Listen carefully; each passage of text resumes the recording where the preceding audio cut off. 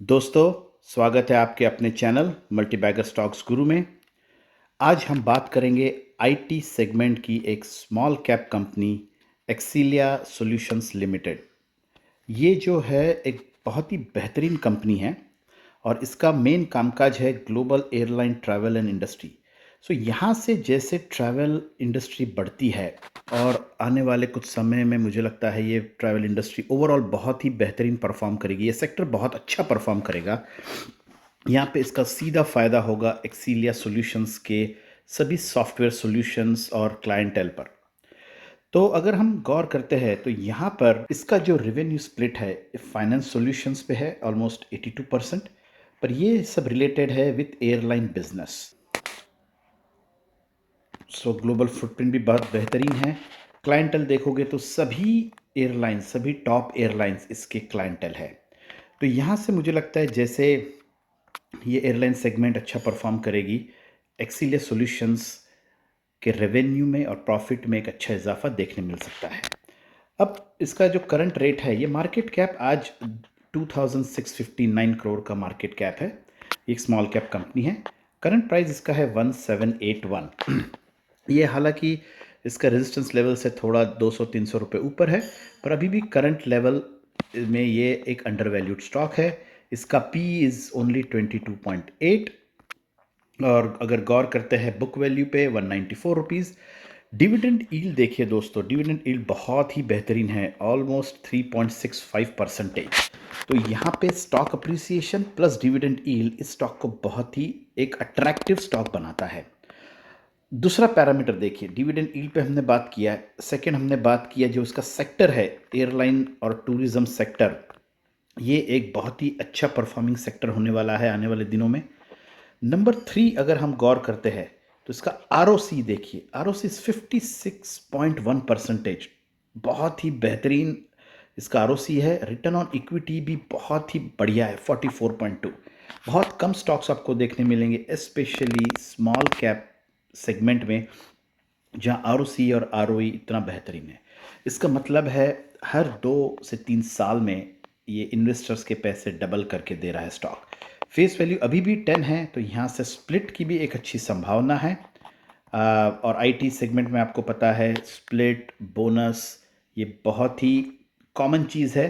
तो और ईपीएस भी अगर इसका मैं नज़र करता हूँ तो 63.5 ईपीएस है, top of the industry EPS. अब गौर करते हैं इसके चार्ट पर और क्या बाइंग लेवल होना चाहिए। तो मैं इसका 6 मंथ का व्यू लेता हूँ, तो इससे थोड़ा करंट ट्रेंड पता चलेगा और बाइंग लेवल्स भी मैं रेकमेंड कर सकता हूँ। तो अगर आप देखोगे तो इसका एक अच्छा रेजिस्टेंस था अराउंड 1300। यहाँ पे बहुत बार इसने 1300 के ऊपर ही परफॉर्म किया है। यहाँ पे 1300 के रेजिस्टेंस पे आते ही इसने रिबाउंड मारा है। पहले भी अगर मैं इसका आगे का व्यू लेता हूँ 1 साल 2 साल का, तो लगभग ये 1300 का रेजिस्टेंस एक स्ट्रॉन्ग रेजिस्टेंस था। और यहाँ पे अगर आप देखोगे फरवरी 24 में देखिए वॉल्यूम्स इसके ज़बरदस्त है, 700,000 प्लस वॉल्यूम। इसका मतलब strong hands are buying this stock. यहाँ पे देखिए बहुत बढ़िया वॉल्यूम के साथ में ट्रेडिंग हुई है।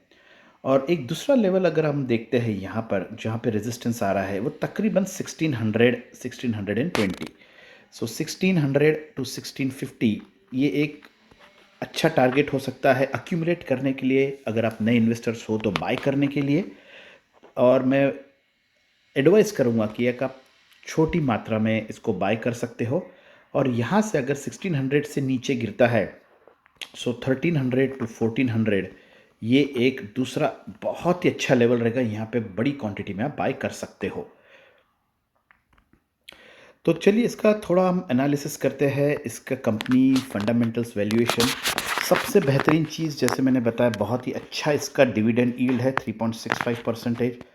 Company almost debt free company है, तो ये भी फंडामेंटली एक बहुत पॉजिटिव चीज़ है इस कंपनी में। आर ओ सी के बारे में हमने बात किया है, तो यहाँ पे अगर आप देखोगे तो फंडामेंटल काफ़ी इसके स्ट्रांग नज़र आ रहे हैं। एक बात डेफिनेटली हमने देखना चाहिए कि इसका जो सेल्स ग्रोथ है जो आईटी सेगमेंट में होना चाहिए उसके कंपैरिजन में स्लो है। सेल्स ग्रोथ अच्छा है लेकिन और बेहतरीन हो सकता है। पीयर्स मैं अवॉइड करूंगा, लेकिन आज मुझे एक बहुत ही दूसरे पहलू पर बात करनी है, एक इंटरेस्टिंग पहलू पे बात करनी है। तो अगर आप देखोगे, इसने अभी 17th को क्वार्टरली रिजल्ट्स डिक्लेयर किए हैं। ये Q4 रिजल्ट्स है और यहाँ पे एक अगर आपने गौर से इसका रिपोर्ट पढ़ा होगा तो यहाँ पर एक बहुत ही एक्सेप्शनल आइटम वाली चीज़ है जो इम्पॉर्टेंट फैक्टर है आपके बाइंग डिसीजन में और होल्डिंग डिसीजन में। तो अगर आप ओवरऑल देखोगे, इसका सेल्स ईयर ऑन ईयर बढ़ रहा है और इसका अगर मैं देखता हूँ यहाँ पे, ये डिटेल में आज इस वीडियो में मैं कवर नहीं कर पाऊँगा, मैंने इसका डिटेल वीडियो ऑलरेडी बनाया है। लेकिन जहाँ मुझे इस पर गौर करना है वो ये है कि यहाँ पे अगर आप देखोगे तो इसका प्रॉफिट 0.2 दिखा रहा है। तो अगर आप देखोगे लगभग इसका प्रॉफिट 31 करोड़ एवरी क्वार्टर में हमें देखने मिलता है और ये स्टेडी है, लेकिन यहाँ पर प्रॉफिट कम है। अगर आप देखोगे सेल्स तो अच्छा खासा हुआ है, 130 करोड़ लास्ट क्वार्टर के अनुमान से भी ज़्यादा बड़ा है।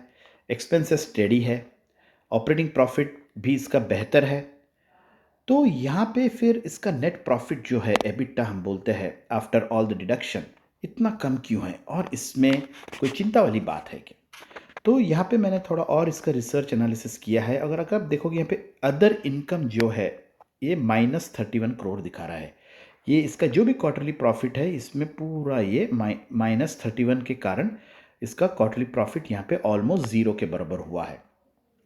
तो ये किस रीज़न से इसमें -31 या 31 करोड़ का लॉस बोल सकते हो आप दिखाया है? ये है इसका एक जो पहलू है, this is called exceptional item. Extraordinary item नहीं है, इसको कहते हैं अकाउंटिंग टर्म्स में एक्सेप्शनल आइटम।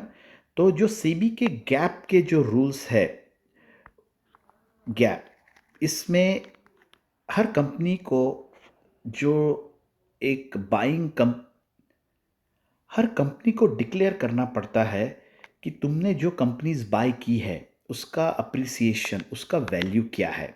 और इसके कुछ अकाउंटिंग टर्म्स भी है जिसमें हम नहीं जाएंगे, लेकिन ओवरऑल इसकी जो यूके की एक सब्सिडियरी है, यहाँ पे ये प्रॉफिटेबल नहीं होने के कारण वो डिप्रीशिएट हुई है और वो डिप्रीसिएशन इन्हें दिखाना पड़ता है as per the gap analysis. तो ये वन टाइम डिप्रीसिएशन दिखाया है। तो इसका मतलब एक तो यहाँ पे सेल्स में कोई प्रॉब्लम नहीं है, प्रॉफिट में कोई प्रॉब्लम नहीं है, ऑपरेटिंग प्रॉफिट भी बढ़िया है। यहाँ पे फंडामेंटल्स कंपनी के बहुत ज़ोरदार है, यहाँ पे कोई चिंता की बात नहीं है। ये जो है one time declaration of exceptional item है जो आने वाले क्वार्टरली रिजल्ट्स में आपको नहीं देखने मिलेगा। इसका मतलब यहाँ से ईपीएस इस कंपनी का बढ़ेगा। तो मंडे ट्यूसडे को हम जब ये स्टॉक में देखते तो शायद प्रेशर आ सकता है, पर मेरा मानना ये है कि ये pressure is a positive thing. ये आप अगर इसमें डिप आता है तो you should take this as a buying opportunity. Small quantity में बाय कीजिए और अगर ये आपको लेवल देता है 1400 के नीचे तो अच्छी खासी क्वांटिटी में बाय करके आप इसको 6 to 9 मंथ्स अगर होल्ड करते हो और ज़्यादा होल्ड करोगे तो और ज़्यादा इसमें रिटर्न्स आपको देखने मिल सकते हैं। तो ये एक क्लैरिफिकेशन था। बहुत बार अगर लोग सिर्फ प्रॉफिट देखते हैं, अरे प्रॉफिट डिप हो गया है, कुछ कंपनी में प्रॉब्लम हुआ है और यहाँ से कोई एग्जिट कर सकते हैं, तो ये सब चीज़ गौर से देखना चाहिए if you are a long term investor. Accelya small cap company है लेकिन काफ़ी अच्छी तरह ग्रोथ हो रही है, बहुत ही फंडामेंटली स्ट्रॉन्ग इसका बिजनेस है। और यहाँ पे ये जो सॉफ्टवेयर सॉल्यूशंस है एयरलाइन टूरिज्म रिलेटेड, इसमें और आगे बिजनेस बढ़ेगा और इसमें आपको अच्छा खासा अप्रिसिएशन देखने मिल सकता है। एक और पहलू पे हम बात करते हैं, बैलेंस शीट। अगर आप देखोगे क्विकली रिजर्व्स भी बढ़ रहे हैं इसमें, तो यहाँ पे कोई प्रॉब्लम नहीं है कंपनी में, fundamentals are very very strong, very good. और अब एक लास्ट एरिया पे हम डिस्कस करेंगे, वो है इन्वेस्टर्स। तो स्ट्रांग हैंड्स अगर आप देखते हो, इसका मतलब जो भी इसके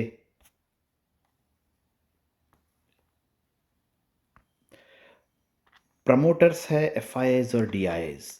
प्रमोटर्स का होल्डिंग लगभग यहाँ पे अगर आप देखोगे तो 75% के आसपास है, 74.66। प्रमोटर ने अपना कुछ भी स्टेक डाइल्यूट नहीं किया। इसके लिए number 1 there is a promoter confidence. तो प्रमोटर को अपने इस कंपनी में अच्छा खासा कॉन्फिडेंस है। सेकेंड अगर आप देखोगे तो एफआईआई ने 0.21% से 0.26 से बढ़ा के 0.39, so constantly FII investment is growing.